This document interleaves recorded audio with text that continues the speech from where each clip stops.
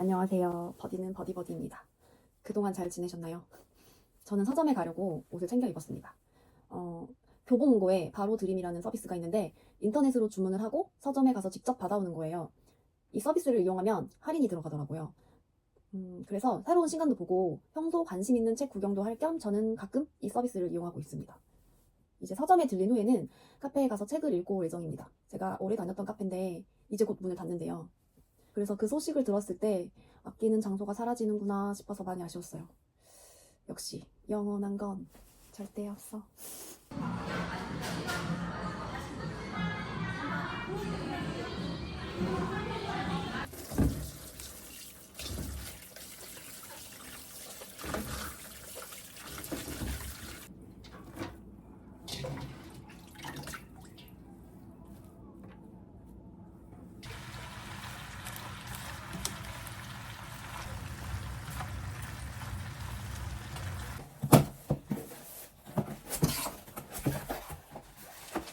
네 가지 맛이 들어있는데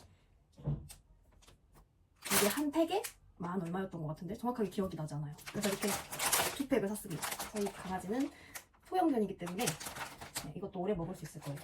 그리고 이제 제가 이거 네이버 스토어에서 샀는데 다 먹고 다 먹게라는 곳인가 봐요. 제가 이렇게 서비스 엄청 많이 주셨어요. 이거 2개밖에 안 샀는데 대박이다.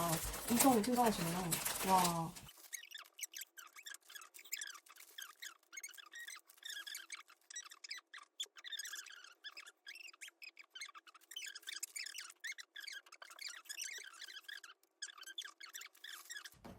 그리고 이제 다음은 제 거예요.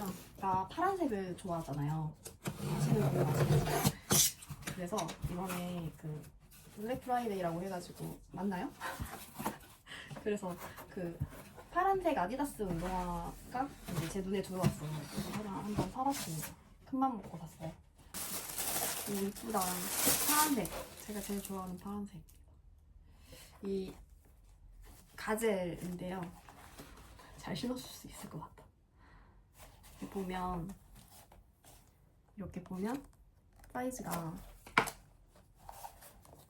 230으로 돼 있잖아요. 돼 있거든요. 보이시나? 근데 확실히 커. 다시 볼게. 이거 들어가서.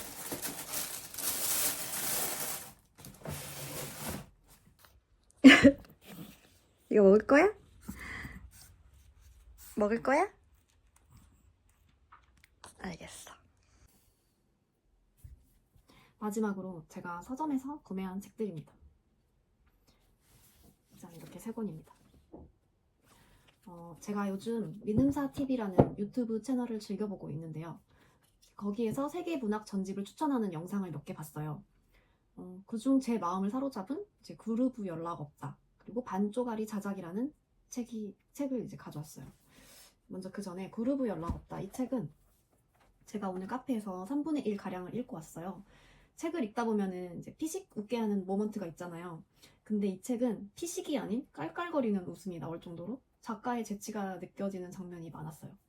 이 그루브라는 인물이 외계인이에요. 외계인 그루브가 지구 탐사에 나섰는데 연락이 끊겨버려요. 그래서 이 그루브를 다른 외계인 동료가 찾아 나서면서 벌어지는 웃기고 슬픈, 우픈 사건들을 그린 풍자 소설이라고 하더라고요. 외계인의 관점으로 묘사가 되어 있는 것이 흥미로울 수밖에 없는 이유는 바로 우리의 시선과 다른 시선으로 볼 수 있다는 점이 아닐까 싶은데요. 예를 들면 이 외계인은 자유자재로 모습을 바꿀 수 있는 능력이 있어요. 그래서 이제 계좌를 만들기 위해서 은행에 가게 되는데 이때는 과거 카톨릭 교황들 중 한 사람의 모습을 하고 가요. 은행 직원이 이제 멀끔하게 보이는 이 외계인에게 여러 상품들을 소개하고 얼마를 예금하면 어떤 혜택이 있다면서 아주 열정적으로 설명을 해요. 그러다가 이 외계인이 25페세티를 내밀어요. 이게 동전의 단위인 것 같더라고요. 그랬더니 이 직원의 얼굴에서 미소가 사라지고 말이 없어지면서 컴퓨터 자판을 치기 시작합니다. 저는 이 장면에서 많이 웃었어요. 작가님이 이 장면을 되게 재치있게 표현을 하셨더라고요. 그런데 자칫 슬퍼질 수도 있는 장면이라고 생각을 했거든요. 인간은 사회적 동물이고 주변인들의 반응에 민감할 수밖에 없잖아요. 그렇게 손바닥 뒤집듯이 바뀌는 태도에 상처받지 않을 수 있는 사람이 몇이나 되겠어요? 그리고 자본주의 사회에서 돈이라는 무게감이 결코 가볍게 여길 수 없는 가치잖아요. 그런데 외계인의 관점에서 묘사를 하다 보니 굉장히 유쾌하게 느껴지더라고요. 이거 말고도 재밌는 장면이 많아요. 아직 다 읽지는 않았지만 정말 재밌게 읽고 있고 앞으로 또 어떤 일이 벌어질지 그루브는 만나게 되는지 너무 궁금합니다. 빨리 끝까지 읽어보고 싶어요.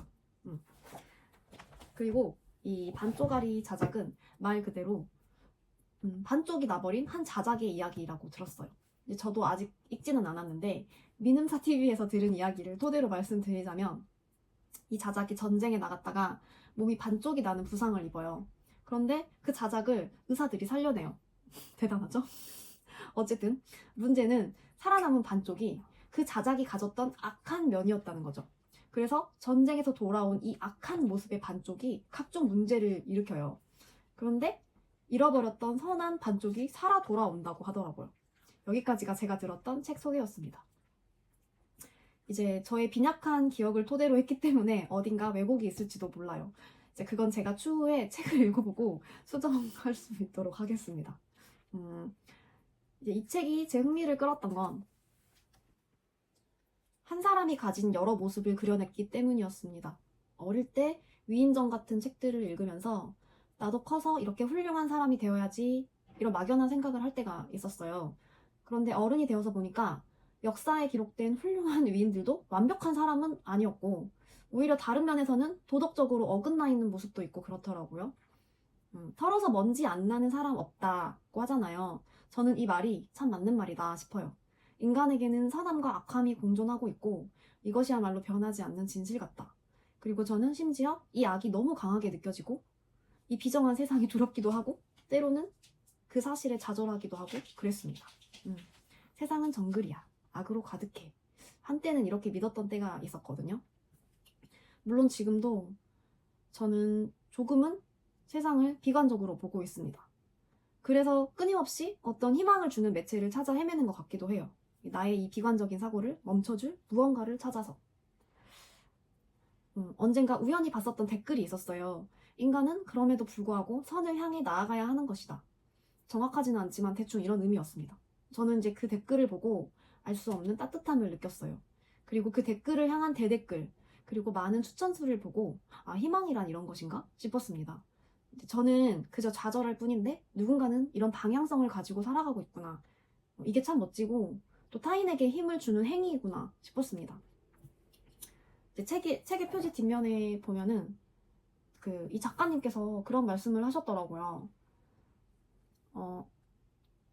우리는 현실의 표정, 책임감, 에너지에 대한 신뢰를 회복하려고 애쓰지만 점점 더 힘을 잃어가기만 한다.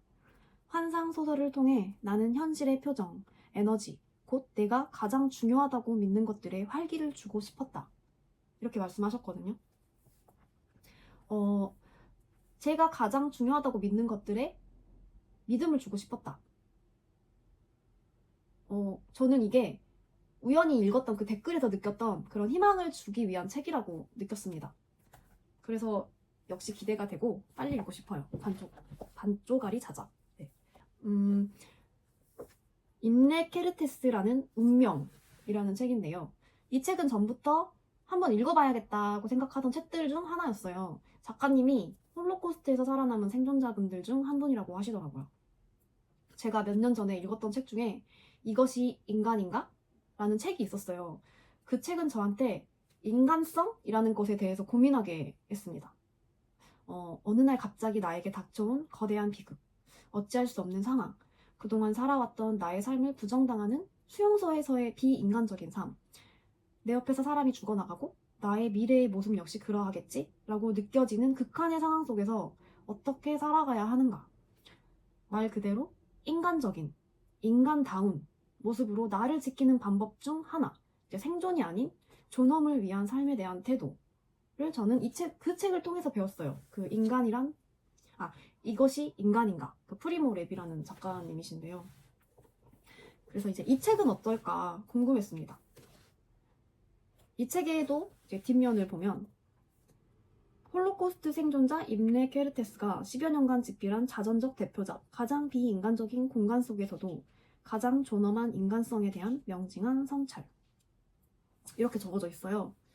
그리고 그것은 바로 도저히 지속할 수 없을 것 같은 나의 삶을 지속해 가겠다는 각오였다. 이렇게 적어져 있습니다. 자전적 소설이라고 되어 있는데 그때의 경험을 어린 소년의 시선으로 이야기하고 있다고 하더라고요. 어린 소년. 생각만으로도 마음이 좀 아파요. 거대한 비극 앞에서 누군들 연약하지 않겠냐 싶지만 이제 그것이 어린아이라면 느껴지는 안타까움이 배가 되는 듯 합니다. 역시 인간성에 대해서 묵직한 질문을 던지는 것 같고 또 삶을 지속해야 하는 이유에 대해서도 말하고 있나 봐요. 궁금합니다. 그 이유가 무엇일지. 제가 그 이유를 이 책 속에서 찾을 수 있을까요? 안녕하세요. 버디는 버디버디입니다. 영상에서는 두 번째 인사가 될 것 같은데 그동안 제가 어떻게 지냈는지 짧게 설명하고 앞으로 이제 제가 나아갈 방향성에 대해서 말씀드리려고 합니다. 저는 이제 작년에 제 브이로그를 보신 분들은 아시겠지만 원래 법무사 시험 준비를 하고 있었어요. 그래서 지금은 안 하느냐? 아닙니다. 하고 있어요. 하고 있는데 작년처럼 모든 걸 쏟아붓지는 못하고 있는 상황입니다. 시험이 끝나고 저의 개인적인 일들로 인해서 저에게 좀 방황이 찾아왔어요. 제가 정신력이 강해서 그런 것들을 쉽게 이겨낼 수 있으면 좋았을 텐데 안타깝게도 저는 그런 강철의 정신력을 가지고 있지 못한 사람이라서 하염없이 무너졌습니다. 그래서 한동안 유튜브를 하지 못했던 이유이기도 해요. 저도 제 채널에 애정이 있었습니다. 하지만 저는 휴식이 필요했었고 좌절할 시간이 필요했었던 것 같아요. 그래서 그것들을 극복해내기 위해서 어떤 시간들이 필요했던 것 같습니다. 그래서 지금은 어느 정도 많이 마음을 다잡았고 그래서 조금씩 공부를 하고 있기는 한데 다시 한번 말씀드리지만 작년처럼 하루 종일 책상에 앉아있다거나 그렇게 할 수는 없더라고요. 하지 않는 게 아니라 할 수 없다라는 표현이 더 정확한 것 같습니다. 네, 그래서 제가 생각한 방법은 조금씩 내가 좋아하는 것들을 하고 하면서 지속 가능할 수 있게 공부를 하자라고 결론을 내렸습니다. 공부를 그만두는 게 아니라 멈추지 않기 위해서 기어 변속을 했다라고 표현하면 될 것 같습니다. 그래서 공부는 여전히 할 거고요. 전혀 책을 볼 수 없었던 때도 있었지만 지금은 조금씩 책을 볼 수 있게 되었다. 그리고 예전에 비하면 굉장히 느리지만 조금씩 공부를 하고는 있다. 이렇게 말씀을 드리고 싶습니다. 이번 영상에는 공부하는 영상이 하나도 들어가지 않을지도 모르지만 다음 영상에는 공부하는 모습도 조금씩 나올 수 있도록 하겠습니다. 그리고 앞으로 제 브이로그는 이렇게 작년과 달리 공부만 막 하던 그 브이로그와는 달리 그냥 제가 일상을 어떻게 살고 있는지에 관련한 영상들이 올라갈 것 같습니다. 공부만 하는 그런 완벽한 수험생의 모습을 그린 브이로그는 아닐 수도 있겠다 하는 생각이 듭니다. 네. 정체성이 없는 게 제 채널의 정체성이 될지도 모르겠어요. 작년에는 확고한 그 정체성이 있었거든요. 법무사 수험생이라는. 다시 한번 말씀드리지만 저는 이제 계속 공부를 할 거고 점점 다시 공부를 할 수 있는 마음가짐이 잡혀가고 있습니다. 이러다가 점점 이제 공부하는 모습이 더 늘어나는 브이로그가 올라올 수도 있고 혹은 또 이제 공부에 치여서 또 당분간 브이로그를 쉬게 될지도 모르겠죠. 아무튼 여기까지가 제가 이제 생각하는 저의 브이로그의 방향이었고요. 스터디 리드미는 아직 어떻게 될지 계획은 없습니다. 마음속에서는 게릴라성으로 한 번씩 이렇게 켜볼까 하는 생각도 있지만 아직까지는 제가 그 정도의 마음가짐은 생기지 않더라고요. 사실 가끔 아직도 공부를 하다 보면 화가 올라올 때가 있어요. 이제 저의 개인적인 이유인데요. 그게 완벽하게 극복이 되지 않은 상태인 것 같아요. 진짜 뒤끝이 긴 사람이구나. 이 영상을 올렸을 때 한 분 정도는 저를 반갑게 맞아주시는 분들이 계셨으면 좋겠다 라는 마음으로 영상을 올려볼게요. 네, 그럼 이제 저는 자러 가야겠습니다. 모두들 잘 자요. 다음 브이로그에서 만나요.